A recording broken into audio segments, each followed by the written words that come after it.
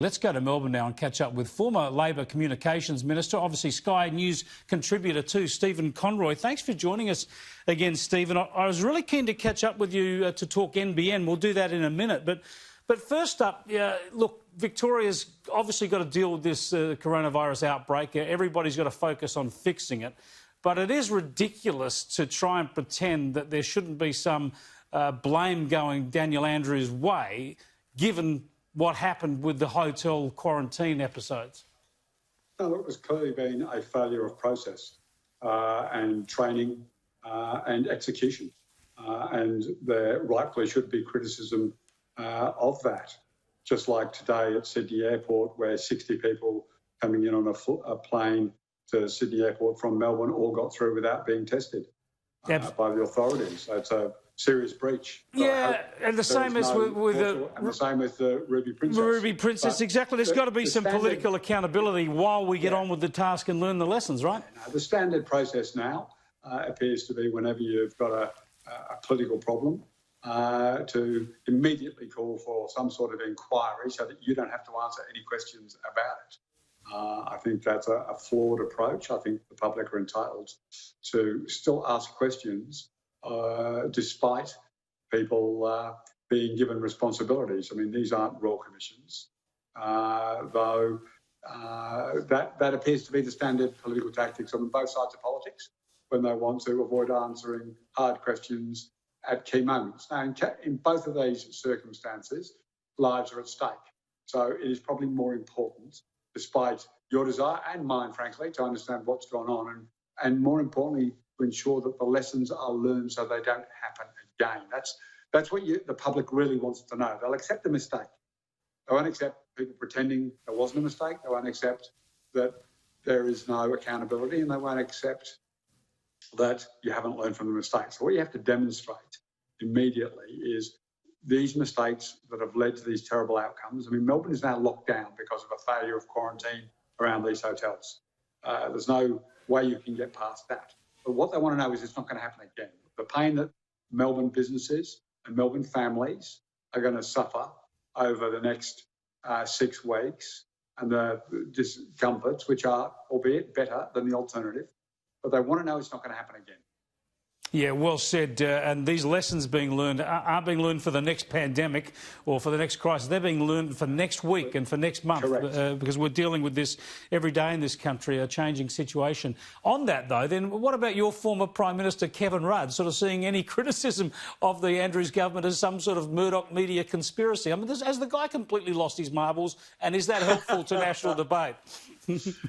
Look, Kevin is forthright in his views. He has been a long-term critic of the News Limited papers, and many times I have been both a critic and been, virulently attacked by the News Limited papers. I was famously represented as alongside a bunch of genocidal maniacs like Pol Pot and Joseph Stalin. You will remember that. I don't think anyone was suggesting that you were a homicidal maniac. But to be fair, my defamation law, I thought I could get a very good case, but it's part of the political game. So look, Kevin has strong views around this. I think you've demonstrated the Australians were equally as vicious when it came to the Ruby Princess failing, because they were holding people to account. In general, do I think the News Limited papers and sometimes this channel, and I'd probably draw an example from your last commentary section before we came in. I look forward to you profiling the QAnon lunatic who has just won what we call pre-selection, the primary, against a more mainstream Republican existing, I think, senator or House of Reps. There's a QAnon lunatic, someone who is equally as lunatic as that Democrat congresswoman that you pointed to. I don't agree with all of her views. I think she's far too extreme for my liking. She's also very prominent in the debate. She's quite a prominent figure in the American political debate. Give that QAnon lunatic time. Once he's elected, he'll be out there with as much profile as she got and as much relevance as she gets. We'll see. But to the point of Kevin's criticism of News Limited, at times I think he has some justification, and at times I think he's picking examples to further his argument. At times you think he's absolutely off his tree, right? Well, Kevin and I aren't great or close friends. That's no secret to anyone watching your programs. Now, I wanted to speak to you about an issue harking back to your time in the Rudd government and the Gillard government, and you were Communications Minister, and you were central, pivotal in delivering the NBN, the biggest infrastructure project in this nation's history.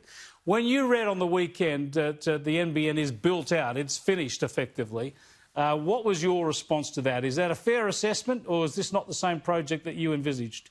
No, clearly Malcolm Turnbull fundamentally changed the concept in a way that Australians, and you can easily point to 3.4 million Australians who basically now have a locked-in NBN network. They can't get an improvement unless billions and billions of dollars. So even critics of mine are on television today saying it will cost $7 billion to actually fix the NBN because there are parts of the NBN, what we refer to as fibre to the node, the copper-based system, that are fundamentally, you can't get better speeds than you've got today. You're locked in. So while it may have survived with the help of NBN, because they actually worked hard to deliver an improved product for 3.4 million Australians, and frankly all Australians, they did a great job. The actual technology they use, everybody in Australia who's using it is complaining about it, knows that they can't get any better. So whatever is happening in today's world, by 2025, it won't be good enough because it can't be improved. Now, that was a deliberate design feature of the NBN set out by the government. I'm very critical of the board. The board are perpetrating a fraud on the Australian public by pretending that the NBN is finished. It's not finished, and everybody who knows anything about technology knows it's not good enough. And there's no doubt it'll be upgraded, or broadband services will be... yeah, exactly. But just on that... $7 billion. No, it's $7 billion. Add that to the $53 billion. That's $60 billion. Labor's NBN, the full model, could have been built for that money and, in fact, substantially less than that money. Two things I need to get from you very quickly before we run out of time. One is, just on that, Kevin Rudd has responded saying it's a lie that this was concocted on the back of a napkin or a beer coaster. But you did... Great myth. You did have to chase him onto a plane and get him to agree to it. That is true. Yeah. That is true. So you might have ripped a page off a notepad.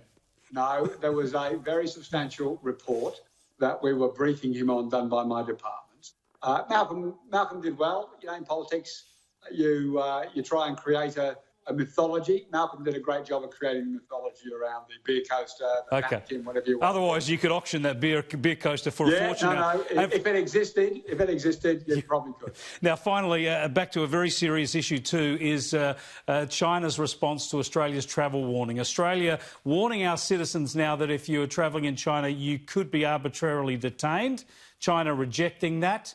Yet another instance of the deteriorating relationship, but probably a very salient warning, of course, to Australian travellers.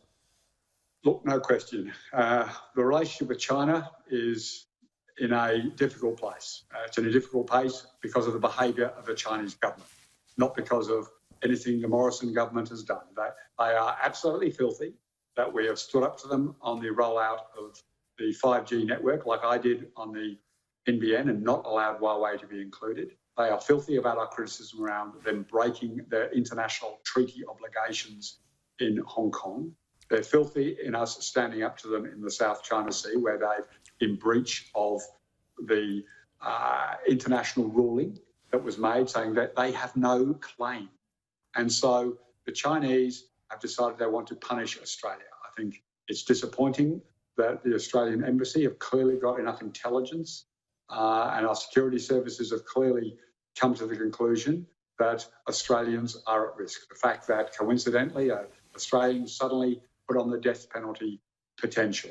I've been saying for some time, if you're an Australian company and you've got a contract with China, you need to factor in sovereign risk, because they are prepared to break contracts, treaty obligations, if they believe they can use it to punish Australian companies, to bend the Australian government and the Australian public to their will. It's a very disappointing set of circumstances. The Australian government need to continue to do what they're doing, which is stand up to them. Well But said, this argument that it is the Australian government's language that is creating this problem, every single day China are proving again and again that that is a false narrative. Yep, spot on. Thanks for joining us, Stephen. Good to be with you.